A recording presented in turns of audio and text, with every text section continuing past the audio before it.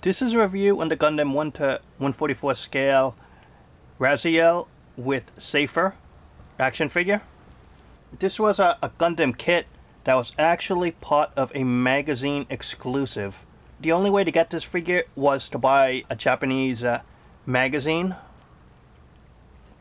and you had to get two separate kits, and it didn't come with a base other than this like little stand base you could put it on, but it's just like on the floor, and if you really want it like up in the air or flying, then you got to get like a display base for it. So far there is no 1 to 144 scale high grade or other action figure of this character made by Bandai, so the only way to get it was as part of a magazine. And Sefer here, the back attachment, that was part of a separate magazine. I was able to get it on eBay, both sets.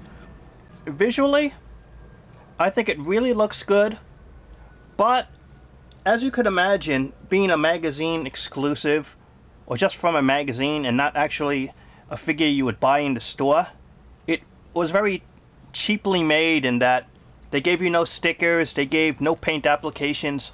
All they gave you was a white frame. Just when you put it together originally, it was all white, and that was it.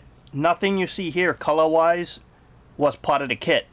I had to color it all: the blue, the yellow, the red, the gray, the black. Every color you see on this kit here for both of them, other than the white, every other color was put on and panel lined by me. So it really is a time-intensive process. If you're new to Gundam model kits, you know, this isn't something you'd want to start off with early on. When you get better at making those type of kits, then you could probably go for these kits that have no paint applications at all. And as you could also imagine, there is no articulation really. What they actually did was, which is kind of nice, when they sculpted the model kit, they left areas where you could remove some of the plastic parts there, add on some polycaps if you had it, and you could add a little articulation to the figure.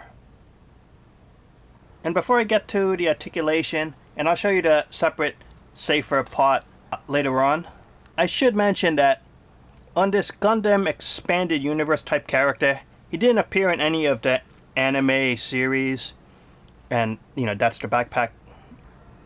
Even though it's not, let's say, a part officially of an animated series, there are different versions of this character. Like if you see this backpack right here, this is the Sefer backpack.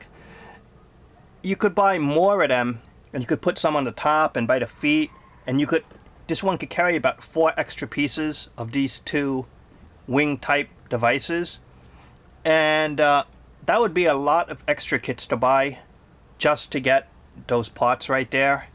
And I think 2 alone, just having this one and the figure, is enough, and it looks good. When I remove the backpack, the figure itself looks very plain, and that's what I'm going to do here on the next part of this review. This is the Rasiel figure alone, without the Sefer backpack.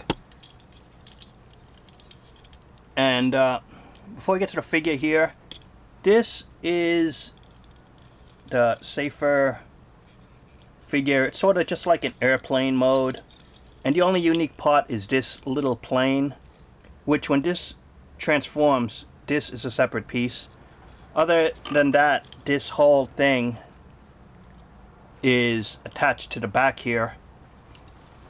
It's just meant really, this attachment, to be put on another action figure. And this here, without the backpack, without that Sefer, this Rasiel figure looks very plain. It looks very, you could tell it doesn't look that dynamic at all. It does have a GN drive in the back here. And going for a close view here, and again, all the paint applications you have to put on yourself, and it takes quite a while. The head though looks really nice. and the detailing of the sculpt is pretty good in quality. And he does come with a weapon, just a one-hand rifle, and on his left hand is a very small shield.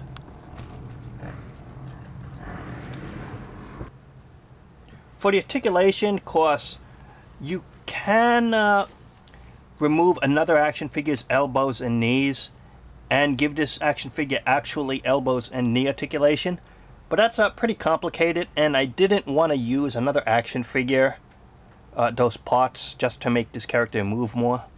But with that said, I did put in some polycaps, and you can move the arm up and down and in and out. Same thing here. And the legs you can move up and down a little bit. And so those are the 4 polycaps I put in.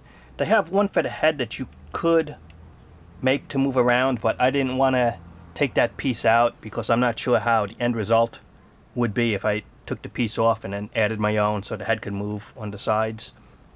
But it's just stationary like that. And this will give a chance for a good view of the Gundam. It's all panel lined. And this is the back view. For something a bit more dynamic, you can put those backpack wings type devices. You could put it up, you could put it to the sides, you could put it in different poses. But overall it's supposed to be in the down view from what I saw in the pictures.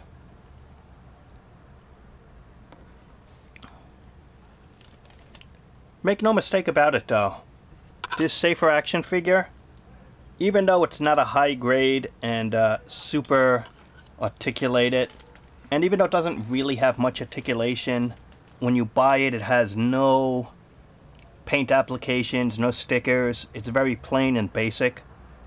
It's probably considered as bad as a no grade Gundam action figure, even though it does fit in the 1:144 scale with the other action figures, which is nice. Visually, I just think it looks pretty good, and it fits in the 00 universe, which is a Gundam series I like. And I would recommend this for those who really have built model kits before and are pretty good at paint applications and customizing. But if you're just starting out or new to modeling, I think this would be a very frustrating kit to try early on. It is unfortunately also very hard to find, and probably pretty expensive because it is rare now. Out of print, the magazine, and so you can't find it. But if you do find it, I would recommend getting the Sefer with the Rasiel action figure, because you need both to look good and dynamic like this. If you just get this figure alone, it's not going to be too nice. When you get both model kits, the end result is nice, and I think it will look good on a display with other Gundam model kits. And what really stands out on this figure, I think, is the colors with the blue and the white and a little bit of red and yellow.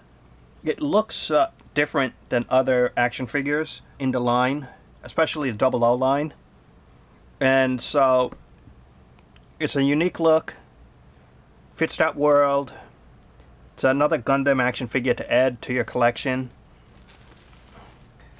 And even though it is considered like a no grade, it is just one of those figures. If you like Gundam and you like especially the 00 universe, maybe you'll want to add this one to your collection. And so I would recommend it if you could find it for a good price, and if you're pretty good at Gundam building. So that's the review. Comment, subscribe, and thanks for watching.